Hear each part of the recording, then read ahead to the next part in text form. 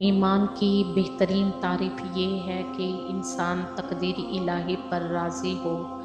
اللہ رب العزت انسان سے اس وقت راضی ہوتا ہے جب انسان اپنی تقدیر پر راضی ہوتا ہے۔ پاک دامن لوگ شریفوں کے شریف ہیں اور قوت لا یموت پر کفایت کرنا اور راضی رہنے سے پاک دامنی حاصل ہوتی ہے۔ سب سے عیش میں وہ شخص ہے جو اللہ رب العزت کی تقسیم پر راضی ہے۔ سب سے زیادہ غنی وہ ہے جو شخص اللہ رب العزت کی تقسیم پر راضی ہے۔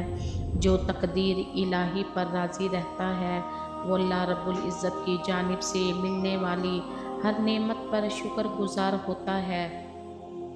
اللہ رب العزت کی تقدیر پر راضی رہنا کامل مردوں کا کام ہے۔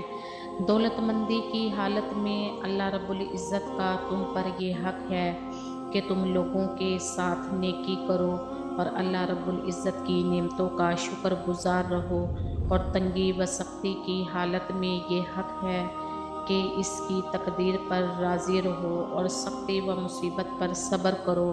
اے اللہ ہمیں اپنی رضا عطا فرما دے اور ہمیں غیروں کی طرف جھکنے سے بچا لے۔ اللہ رب العزت کی رضا کی اطاعت و فرما برداری پر موقف ہے۔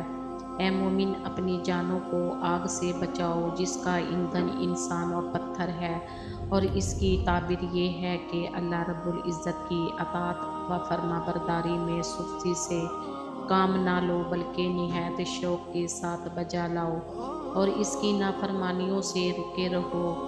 ہر نیک کام جس میں رضا الہی مقصودانہ ہو ریاکاری کا باعث ہے۔ اللہ رب العزت اس شخص پر رحم فرمائے جو نیک عمل کرنے میں موت سے زیادہ تیز دیکھے اور امیدوں کو جھوٹا سمجھے اور صرف اللہ رب العزت کی رضا کے لیے خالص عمل کمائے۔ اللہ رب العزت کی جنت فریبی اور مکاری سے نہیں ملے گی، اور وہاں موجود نعمتیں اس کی رضا کے بغیر حاصل نہیں ہو سکتی۔ اللہ رب العزت سے اس کی رضا طلب کرو تاکہ اغیار کی جانب ہاتھ بڑھانے سے مستغنی رہو۔ اگر کسی کی ملاقات اور زیارت کرو تو اللہ رب العزت کی خوشنودی کے لیے کرو، اور اگر کسی مجلس میں بیٹھو تب بھی اللہ رب العزت کی رضا کے لیے بیٹھو۔ اگر کسی کو کچھ عطا کرو تو وہ بھی اللہ رب العزت کے لیے عطا کرو، اور اگر کسی چیز سے رکو تو وہ بھی اللہ رب العزت کی خوشنودی کے لیے رکو۔ الغرض جو کام بھی کرو اس میں اللہ رب العزت کی رضا کو پیش نظر رکھو۔ اللہ رب العزت تمام امور اپنے مطابق چلاتا ہے، وہ کسی کے رضا کا تابع نہیں۔